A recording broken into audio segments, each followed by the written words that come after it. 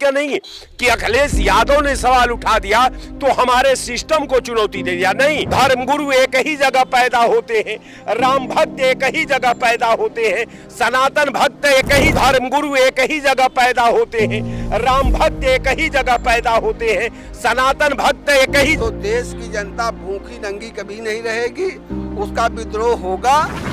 अखिलेश यादव जैसा शानदार मुख्यमंत्री अब तक उत्तर प्रदेश को मिला ही नहीं। उनके रोजगार का सृजन करिए और भ्रष्टाचार समाप्त करिए। भ्रष्टाचार के कारण ही ये सब हो रहा है। नमस्कार, आप देख रहे हैं खबरों का सिलसिला विद हुंजला। उत्तर प्रदेश के पूर्व मुख्यमंत्री और सपा सुप्रीमो अखिलेश यादव ने ऐसा बयान दिया है जो आने वाले समय में सियासत में हलचल मचा सकता है। Sapa supremo Akhilesh Yadav press conference करके कहते हैं, वोट चोरी पर आरोप लगाते हुए कहते हैं मुझसे उपचुनाव छीना गया है। अगर वोट की डकैतियां कम नहीं हुई तो जैसे पड़ोसी मुल्कों पे लोग सड़क पर हैं वैसे ही यहाँ पे भी लोग सड़क पे हो सकते हैं। जी हाँ, उन्होंने यही कहा कि जैसे पड़ोसी मुल्क में लोग सड़कों पर हैं वैसे भारत के भी लोग सड़कों पर नजर आ सकते हैं अगर वोट की चोरियां डकैतियां नहीं रुकी है। ऐसा सपा सुप्रीमो अखिलेश यादव का कहना है। ऐसा ही कुछ दिनों पहले बिहार से भी ऐसा ही कुछ सुनने को आया था। तेजस्वी यादव ने यह कहा था कि बिहार और नेपाल सटा हुआ है, मैं बता रहा हूँ, सिर्फ उन्होंने इतना ही कहना था, बाकी आप जनता समझ गई।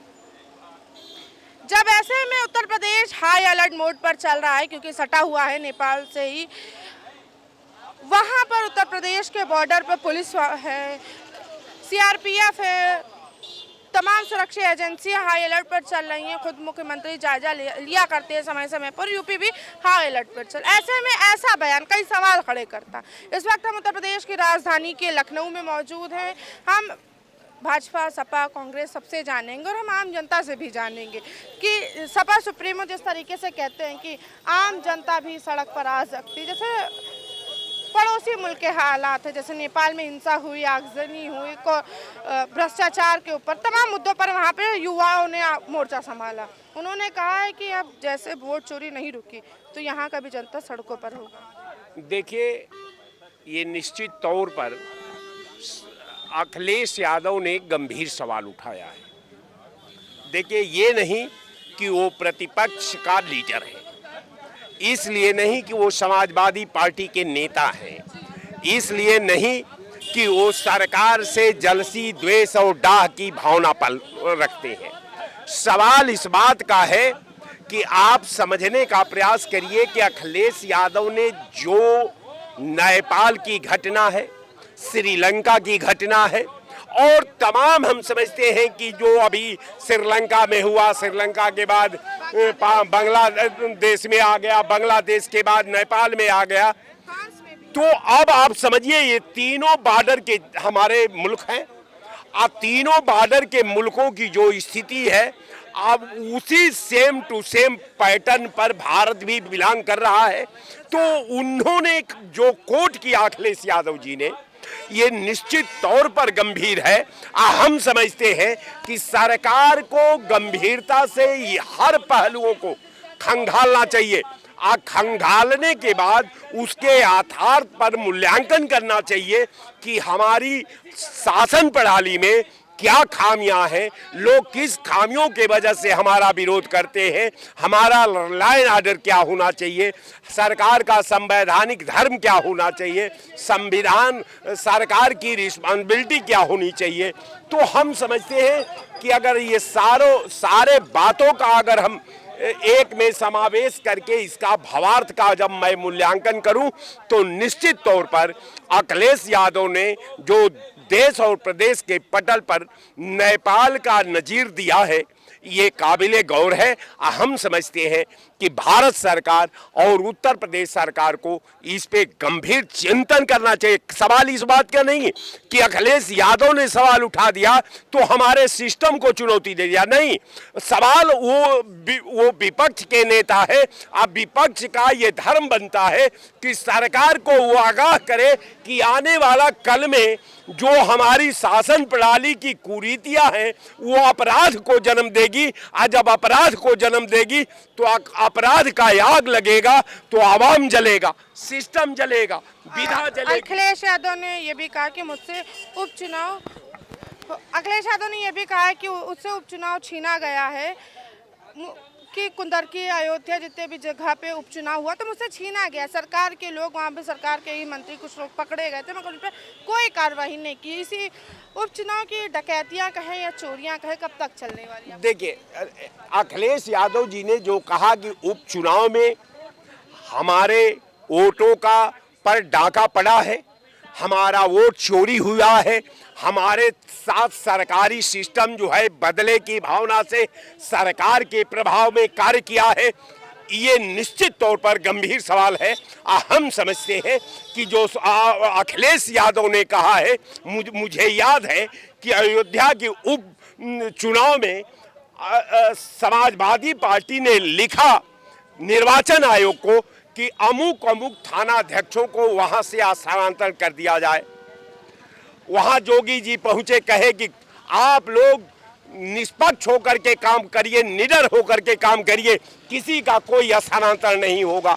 तो सवाल ये है कि आप आज निर्वाचन आयोग आपका है, आप सरकार है, आप मुख्यमंत्री हैं, आपकी पुलिस है, आपका अधिकारी है, आपका पूरा निर्वाचन आयोग का सिस्टम है।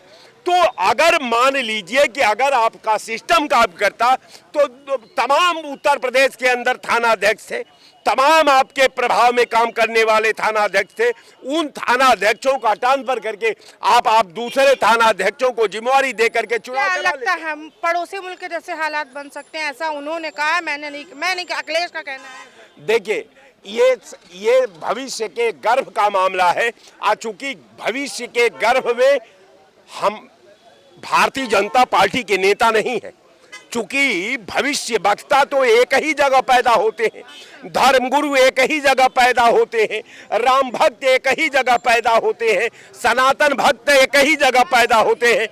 तो लेकिन हम मानव हैं, हम भारतीय हैं।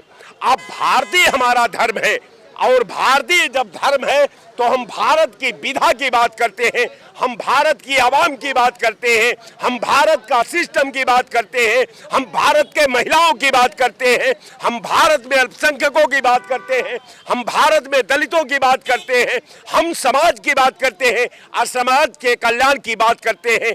हमारे निगाह में ये पूरा भारत एक है, एक माला है। अब माला के साथ माला को तोड़ने की आवश्यकता नहीं है। माला की रस्सी को इतना मजबूत बांधो कि ये रस्सी जो है अगर विश्व के पटल पर रख दी जाए तो वो भारत की ताकत को, भारत की सामरिक ताकत को वो अपना जो है आभा से प्रमाणित कर दे कि भारत असीम ताकत वाला मुल्क है। इस मुल्क का कोई जवाब नहीं हो सकता। तो हमको वो छवि चाहिए, हमको वो भारत चाहिए, हमको एक भारत चाहिए, हमको अखंड भारत चाहिए, हमको संविधान युक्त भारत चाहिए, आवाम युक्त भारत चाहिए। तो मैं आपके चैनल पर साफ कहता हूं कि अखिलेश यादव प्रतिपक्ष के नेता हैं, अगर सवाल उठाए हैं तो सरकार को उनके एक एक शब्द पर अपने टीम को लगा करके रिसर्च कराना चाहिए, उसकी व्याख्या लिखवानी चाहिए, व्याख्या पढ़नी चाहिए और इसके बाद कार्रवाई करना चाहिए। ये मैं कहना, इसके बाद कार्रवाई कर। अखिलेश यादव नेता हैं, पूर्व मंत्री रह चुके हैं, पूर्व के मंत्री रह चुके हैं प्रदेश के, और उन्होंने ऐसा बोला है कि जिस तरीके से पड़ोसी मुल्क में हालात है वैसे यहाँ भी हो सकता है अगर वोट चोरी नहीं रुकी। बिल्कुल उन्होंने सही कहा है। अखिलेश अब उनको ये एनालिसिस होना चाहिए, उनको ये जानकारी होना चाहिए अखिलेश यादव वहाँ पे किस लिए ये हालात बने। वहाँ परिवारवाद की वजह से हालात बने, जो वहाँ की जनता का पैसा लूट करके जो यहाँ पे पहले साइकिल पे चूरन बेच रहे थे आज चार्टर्ड विमान लिए हुए घूम रहे हैं। उनके एक परिवार के हाथ में सत्ता रही, उसका वहाँ पे वो हुआ। और आज वहाँ कोई ऐसी मीडिया नहीं, वहाँ के मीडिया, वहाँ की आम जनता क्या कहती है, वहाँ की जनता, हम लोग वहाँ नेपाल में नहीं, वहाँ की जनता मांग कर रही कि हमको मोदी योगी जैसा ही वो प्रधानमंत्री चाहिए। किस लिए तुम लोगों ने जो देश के साथ किया, ये तुम लोगों के साथ, तुम लोगों ने परिवार। एक और चीज की जनजी यानी कि जो युवा पीढ़ी, आज की जो युवा पीढ़ी आज की जो युवा पीढ़ी है उनमें से एक ये भी है कि कॉरपोरेशन भ्रष्टाचार के ऊपर उन्होंने आवाज़ उठाई। उन्होंने कहा कि नेता का बेटा दूसरे शहरों में जाकर अय्याशी कर रहा है, सही से पढ़ाई कर लेकर, मगर जो नेपाल के वासी हैं वहाँ के हालात बहुत गंभीर दयनीय है। बिल्कुल सही, वही स्थिति तो इस देश में है। बिल्कुल है। आज तुम्हारा लड़का रोटो में पढ़ रहा, तुम प्राइमरी स्कूल में अपने बच्चे को नहीं पढ़ाना चाहते हो, तुम अपने बच्चे को उसमें नहीं पढ़ाना, तुम अपने बच्चे को लंदन जाकर के अपने बच्चों को जाकर के आप शिक्षा दिलाना चाहते हो। यहाँ पीडीए की मांग करोगे, यहाँ पीडीए पाठशाला चलोगे। सरकार भी नहीं है उनके जो सत्ता में है, उनके भी बेटे पढ़ रहे हैं। हालांकि चलिए ठीक है, हमारे मुख्यमंत्री और हमारे प्रधानमंत्री के कोई नहीं है, ठीक है, कहना नहीं चाहिए, कोई नहीं। उनके जो नेता हैं, उनके जो नीचे वाले, उनके तो हैं, उनके तो बच्चे दूसरे वहाँ पढ़ रहे होंगे। नहीं तो वही मैं हर पार्टी के नेताओं को कह रहा हूँ, अगर ये स्थितियाँ आप लोग करेंगे तो देश की जनता भूखी नंगी कभी नहीं रहेगी।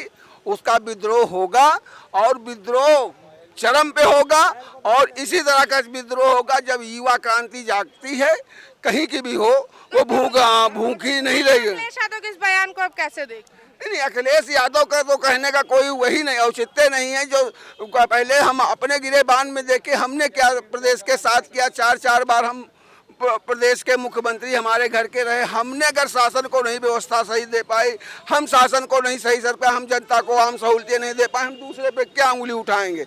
और दूसरे भी ये मांग कर रहे हैं, उनकी मांग जायज, मांग अपने करते रहे, लेकिन कुल मिला के शासन। अखिलेश ने ये भी कहा मुझसे वोट छीना गया है, उपचुनाव छीना गया, कुंदर की हो, अयोध्या हो, चाहे जहाँ का भी, और 77% तक के छीना गया।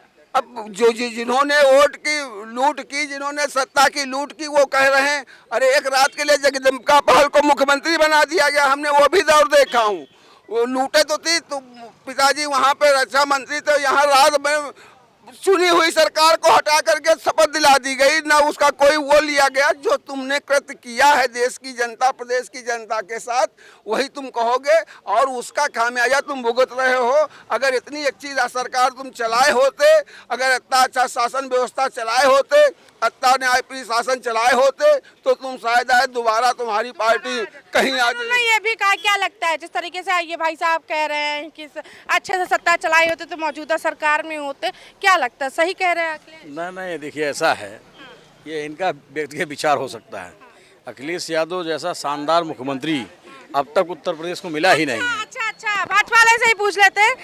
इनका कहना इतना अच्छा और शानदार मुख्यमंत्री अभी तक के प्रदेश में आया ही नहीं। इसलिए नहीं आया कि वो सबकी बात को जानते हैं, उनके दर्द को जानते हैं। वो ये जान करके मुख्यमंत्री काल में उन्होंने जो भी योजनाएं बनाई, नंबर 1 की विश्व स्तरीय योजना बनाया पूरे। मौजूदा के जो मुख्यमंत्री हैं, कहाँ के मौजूदा के जो मुख्यमंत्री हैं, मौजूदा मुख्यमंत्री की स्थिति ये है, 4 IAS जो बैठते हैं लोग भवन में, वही प्रदेश को चला रहे हैं। इनके विधायक मंत्री रो रहे हैं। एक हमारे देहात में कहावत है, भीतरू कुमार दहजरू जाने, ये देहात की कहावत है, पढ़ा लिखा आदमी नहीं, जो हमारे गंवई भाषा में बोला जाता है। जो दर्द है मंत्रियों विधायकों का, वो दर्द मंत्री विधायक ही जानते हैं। उनकी कोई नहीं सुनता है। अभी हमारे तमाम विधायक, अभी आदरणीय संग्राम सिंह यादव विधायक हमारे आजमगढ़ अतरौलिया के हैं, वो बता रहे थे कि अभी मीटिंग थी कल उनकी, सभी विधायकों, भाजपा और सभी विधायकों की कमेटी की बैठक थी। उन्होंने कहा जो दर्द व्यक्त कर रहे थे, मतलब भाजपा के विधायक रो रहे थे, किसके सामने रोने जाएं। दर्द ये है कि भारतीय जनता पार्टी कार्यकर्ता किसी मामले को लेके उसको धरना बैठना पड़ा। गाजीपुर के थाने पर, गाजीपुर जिला है उत्तर प्रदेश का, वहाँ धरने बैठा, और वो उपाध्याय था बेचारा, और धरने बैठा, उसकी बात सुनी। कहने का यही मतलब है कि जब नेता मंत्री की नहीं सुनी जा रही तो आम जनता क्या सुनी? स्थिति ये है कि बिजली काट दी गई रात में, लाइट काट करके इतना पुलिस वालों ने लाठीचार्ज किया, इतना मारा कि वह बेचारा मर गया। अब बताइए, रूलिंग पार्टी का कार्यकर्ता वो मर गया। और दूसरी बात ये है कि जब मतलब जो सत्ता में पार्टी है उसका कार्यकर्ता सुरक्षित नहीं है। इनके हिसाब से जो कह रहे हैं, क्या सही कह रहे हैं? ये अपने हिसाब से कह रहे हैं, क्योंकि अपनी पार्टी के ये समर्थन में कह रहे हैं। इनका भी कहने का अपना अधिकार है। ये चूँकि समाजवादी पार्टी के नेता हैं, कार्यकर्ता हैं, ये कोई अपने बच्चे को गलत कभी नहीं कहेगा। लेकिन अगर समाज के साथ अगर प्रदेश के साथ, अगर प्रदेश की जनता के साथ अगर अच्छा किए होते, मैं तो यही कहूँगा कि 32 साल में कोई भी सरकार लौट कर पुनः नहीं आई है। अगर अच्छा कार्य न किया गया होता तो ये सरकार पुनः एक मिनट और सुन लीजिए, आप सुन लीजिए। हम कहें जैसे भी बाबूजी बोल रहे थे कि अगर हमारे अखिलेश भैया अच्छा काम किए होते तो सत्ता में होते, तो वही तो मैं भी कहना चाहती हूँ, अगर मोदी अच्छे काम किए होते तो आज बैसाखी की सरकार इनकी न बनती। जो बटोर के लोगों को टहल रहे हैं, लोगों के आगे पैर छूने पड़ रहे हैं, लोगों के आगे भीख मांगनी पड़ रही है, लोगों को पैसे देने पड़ रहे हैं, ये हाल आज ना होता। अगर ये देश का काम किए होते तो ऐसी नौबत कभी ना आती। ऐसी नौबत कभी ना आती। क्या सही लग रहा है? रुकिए रुकिए। देखिए, अगर सरकारें काम करती हैं तो काम दिखता है। 2014-2019 में पूरी बहुमत की सरकार थी, तब भी कुछ नहीं किया, और रहा अखिलेश यादव का 5 साल और हमारे योगी जी के 9 साल का आप देख लीजिए क्या दिया है। शमशान, कब्रिस्तान, हिंदू मुसलमान, इसके अलावा कौन सा निर्माण है, क्या है? अच्छा, इसके अलावा कोई निर्माण नहीं है? मुख्यमंत्री के 8 साल और पिछले वाले मंत्री के 5 साल, इसके अलावा कोई निर्माण नहीं, खाली मंदिर, मस्जिद, शमशान और यही किया। काम तो अखिलेश जी ने सच में किया था, ठीक है, और बहुत काम किया, और सच में 5 साल के अंदर ऐसा काम किसी ने नहीं किया जो अखिलेश जी ने किया। लेकिन कभी कभी बुद्धि भ्रष्ट हो जाती है, ठीक है। होता क्या है कि जहाँ तुष्टीकरण की राह पे पहुँचते हैं, ठीक है, एक सीधा है कि झूठी पत्तल चाटने पहुँच जाओगे।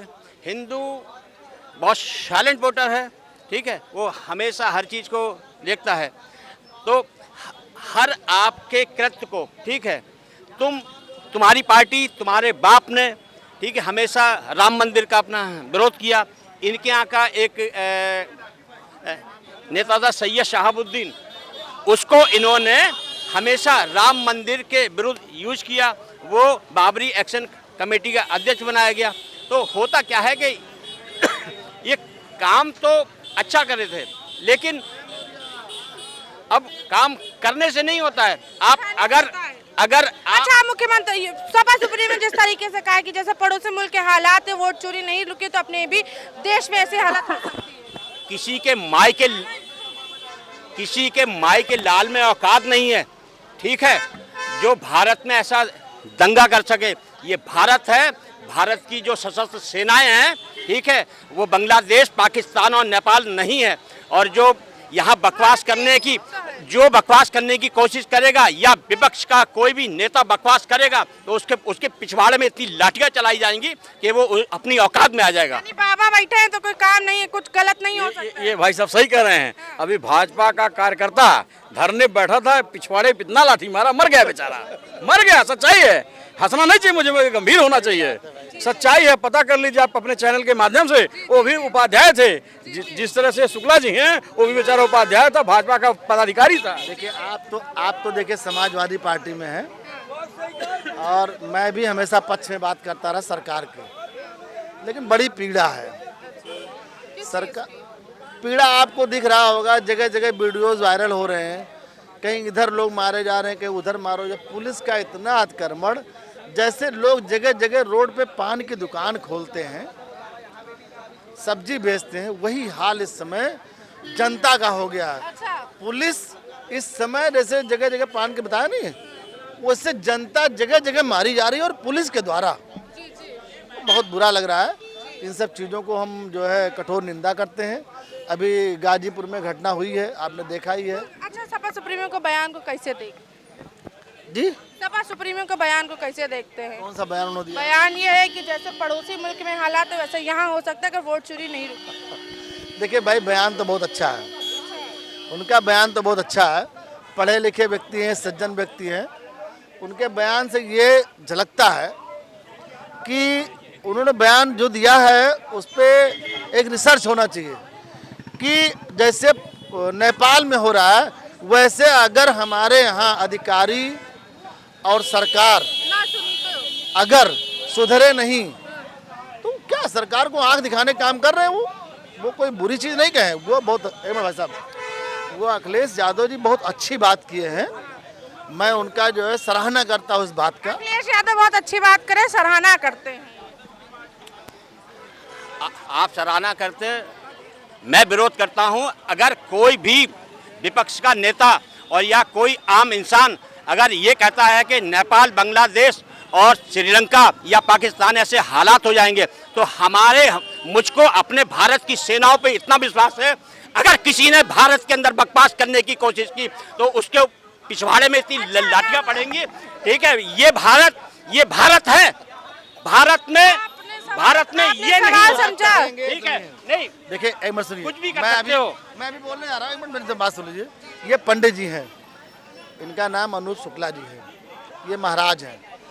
भारतीय जनता पार्टी में पंडित एक बिरादरी ऐसी है जो भाजपा से ही पैदा हुई, जान लीजिए। अच्छा, बिरादरी जात हटा, अरे मेरी बात सुनिए, हमारे चैनल पे जात बिरादरी मत लेकर आइए, निष्पक्ष रखिए, निष्पक्ष रखिए। पहले मेरी बात तो सुनिए। मतलब अभी पंडित मारा गया, अभी पंडित मारा है गाजीपुर में ना, फिर भी ये बात उसकी नहीं करेंगे। ये हमारे मित्र हैं, अभिन्न साथी भी हैं। मैं इसकी बात, जात बात की बात मैं नहीं करता हूँ, मैं कभी हिंदू मुस्लिम की बात नहीं करता हूँ, लेकिन जो बात न्याय संगत हो, सरकार को आंख दिखाने का काम करने वाला सच्चा होता है। तो मैं सरकार को आंख दिखाने का काम करूँ। मुझे सरकार, मेरे बोलने से सरकार बदलेगी नहीं, और ना नेपाल हो जाएगा ना भारत हो जाएगा। और जब वह क्या होगा, यहाँ की हमारी सेना आएगी, खड़ा कर गोली चलाएगी क्या? कितनों को मार देगी? जब जनता मरने पर तैयार हो जाती है तो कितनों को मार देंगे आप?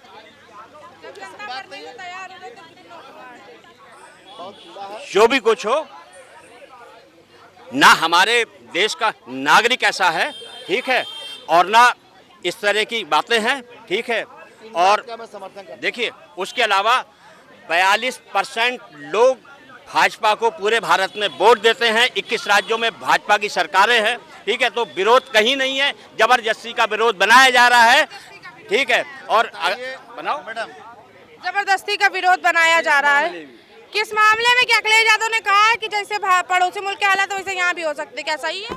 क्यों नहीं हो सकता है? आप ये बताइए कि वहाँ भ्रष्टाचार बढ़ा हुआ था, बेरोजगारी बढ़ी हुई थी, तो हमारे देश में भी तो ज़्यादा बेरोजगारी बढ़ रही है। मसी PhD डिलीट करके, IIT करके, B.Tech करके, M.Tech करके, D pharma, B pharma, M pharma करके बच्चे बेरोजगारी का दंश झेल रहे हैं। तो कब तक एक साल, 2 साल, 3 साल बर्दाश्त करेंगे, 4 साल बर्दाश्त करेंगे? उसके बाद तो उनके अंदर कुंठा आएगी वो और परेशानियां आएगी, तो वो लोग भी गुस्से में आएंगे। आप बताइए, बांग्लादेश का देख लीजिए, श्रीलंका का देख लीजिए, अब नेपाल का देख लीजिए, और पड़ोसी देश हैं, तो आप सोच लीजिए कि गुस्सा तो आएगा। हाँ, लेकिन हमारे यहाँ के लोग बहुत संतोषी हैं, सब्र करते हैं, बहुत दूर तक सब्र करते हैं। लेकिन इसके मतलब है कि आप सोते मत रहिए, आप उस नौजवानों के लिए कुछ काम करिए, रोजगार दीजिए, और जो भ्रष्टाचार समाप्त करिए। एक नेता हवाई जहाज से चले लगातार और करोड़ों अरबों रुपया उसके घर में हो, और एक तरफ भुखमरी के शिकार हो, लाचारी के शिकार हो, बेबसी का शिकार हो, तो कितने दिन तक को बर्दाश्त करेंगे? तो गुस्सा तो आता ही है,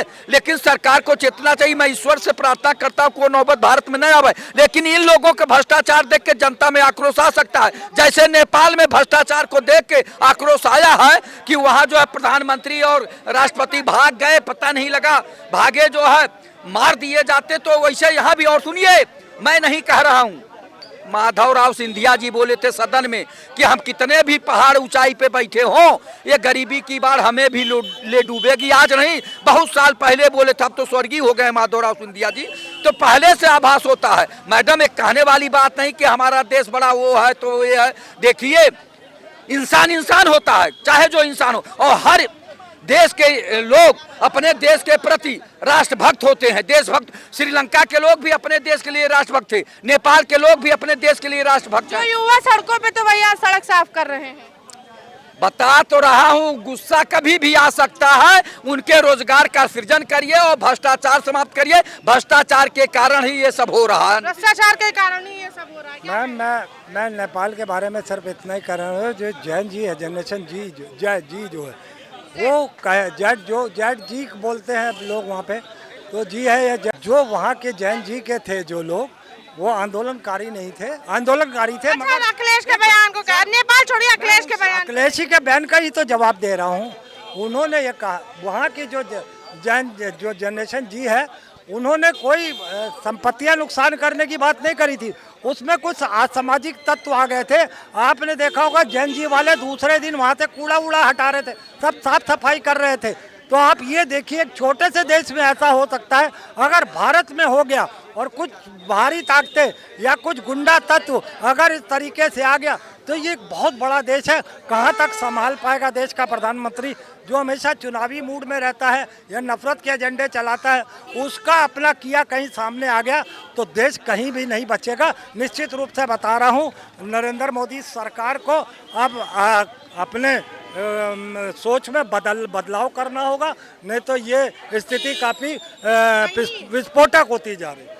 ये स्थिति काफ़ी विस्फोटक होती जाएगी। हालांकि देखना होगा कि जिस तरीके से अखिलेश यादव ने बयान दिया, बयानबाजी दी है कि आने वाले समय में भी वैसा ही हालात हो सकते हैं जैसे यहाँ पे पड़ोसी मुल्क में हालात हैं। कॉरपोरेशन के खिलाफ, भ्रष्टाचार के खिलाफ युवा सड़क पर, वैसे उनका भी यही कहना, अगर वोट चोरी नहीं, हाँ देखना होगा इस पर सियासी बवाल क्या मचता है। कैमरा पर्सन अमित के साथ मैं अंशुला, न्यूज़ लखनऊ।